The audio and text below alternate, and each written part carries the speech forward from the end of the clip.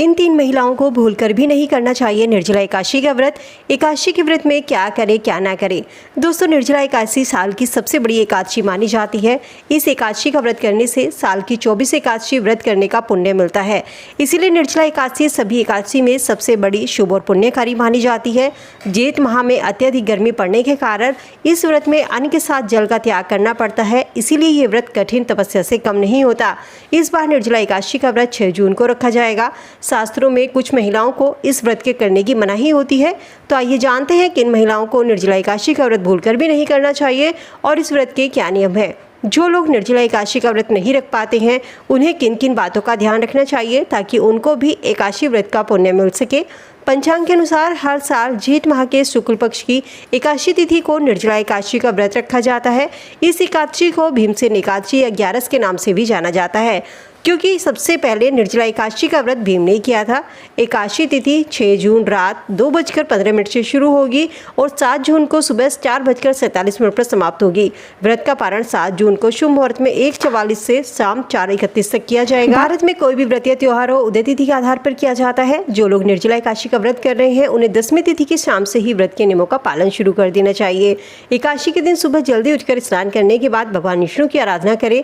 उनके मंत्र ओम नमः भगवते वासुदेवाय नमः मंत्र का जाप करना चाहिए। एकादशी के दिन केले के पेड़ की पूजा जरूर करें, क्योंकि पेड़ में भगवान विष्णु वास करते हैं और इस दिन भगवान विष्णु को तुलसी दल जरूर अर्पित करें। तुलसी भगवान विष्णु की प्रिय है, लेकिन एकादशी के दिन गलती से भी तुलसी को तोड़ना नहीं चाहिए।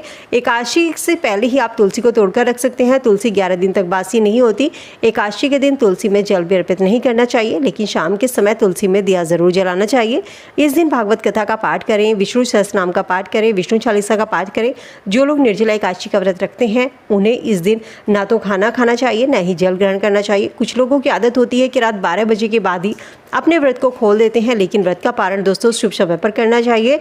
व्रत पारण करने का शुभ समय द्वादशी के दिन सूर्य देव को जल अर्पित करने के बाद होता है। तुलसी दल को पानी से निगलकर व्रत का पारण करना चाहिए। एकादशी का व्रत करने से मोक्ष की प्राप्ति होती है, व्यक्ति का भाग्य उदय होता है। जो लोग निर्जला एकादशी का व्रत रखते हैं, उनकी कई पीढ़ियों को इसका लाभ मिलता है। हर व्यक्ति को निर्जला एकादशी के दिन अपनी सामर्थ्य के अनुसार दान जरूर करना चाहिए। गरीब लोगों को भोजन खिलाना चाहिए। कपड़ों का दान, अन्न का दान, घड़े का दान और जल का दान जरूर करें। निर्जला एकादशी के दिन जल से भरे कलश का दान करना बेहद ही शुभ माना जाता है। किन लोगों को निर्जला एकादशी का व्रत नहीं करना चाहिए। दोस्तों, शास्त्रों की माने तो निर्जला एकादशी का व्रत रखने से संतान सुख की प्राप्ति होती है और व्यक्ति को मोक्ष की प्राप्ति होती है। एकादशी के व्रत में अन्न और जल का त्याग किया जाता है, तो इसलिए ये व्रत काफ़ी कठिन हो जाता है। जो महिलाएं गर्भवती हैं, उन्हें निर्जला एकादशी का व्रत नहीं रखना चाहिए। गर्भवती महिलाएं इस दिन भगवान विष्णु की आराधना कर सकती हैं, विष्णु सहस्रनाम का पाठ कर सकती हैं, विष्णु चालीसा का पाठ कर सकती हैं। उनकी प्रिय चीज़ों का भगवान विष्णु को आप भोग लगा सकते हैं। भगवान विष्णु को पीले रंग के फल, फूल, मिठाई, तुलसी दल अर्पित करें, लेकिन भूलकर भी गर्भवती महिलाओं को निर्जला एकादशी के व्रत में भूखे और प्यासे नहीं रहना चाहिए, क्योंकि ऐसा करने से आपकी संतान को कष्ट होता है और एकादशी के व्रत में ऐसी महिलाओं को व्रत ना करने की सलाह दी जाती है। जिन महिलाओं की उम्र ज़्यादा है या हर समय बीमार रहती हैं, तो ऐसी महिलाएं भी निर्जला एकादशी का व्रत ना रखें। भगवान विष्णु की आराधना आप कर सकते हैं, लेकिन बीमारी में भूखे प्यासे रहना आपकी सेहत के लिए ठीक नहीं है। सनातन धर्म में मासिक धर्म के दौरान पूजा पाठ करना वर्जित माना जाता है। अगर व्रत करने के दौरान बीच में आपको मासिक धर्म आ जाए तो आप व्रत रख सकते हैं, लेकिन पूजा घर की अन्य महिलाओं से करा सकते हैं, तभी आपकी पूजा सफल होगी। निर्जला एकादशी के व्रत में न तो कुछ खाया जाता है, न ही जल पिया जाता है। तो जो लोग गंभीर रूप से बीमार हैं या जिनका स्वास्थ्य ठीक नहीं रहता, उन्हें निर्जला एकादशी का व्रत भूलकर भी नहीं करना चाहिए। निर्जला एकादशी व्रत के नियम काफ़ी कठिन होते हैं। ये 10वीं तिथि की शाम से शुरू होते हैं और द्वादशी की सुबह समाप्त होते हैं। 10वीं की शाम से ही चावल, तामसिक भोजन, लहसुन, प्याज से परहेज करना चाहिए। ब्रह्मचर्य का इस दिन पालन करना चाहिए। व्रती को इस दिन किसी का अपमान नहीं करना चाहिए, किसी को कटु शब्द ना बोले, किसी की चुगली ना करें, किसी से झूठ ना बोले। अगर गलती से चुगली भी हो जाए तो सूर्य भगवान से क्षमा याचना कर ले। एकादशी के दिन चावल का सेवन भूलकर भी ना करें, क्योंकि इस दिन चावल खाने से व्यक्ति को रेंगने वाले जीव की योनि मिलती है। लेकिन द्वादशी के दिन चावल का सेवन जरूर करना चाहिए।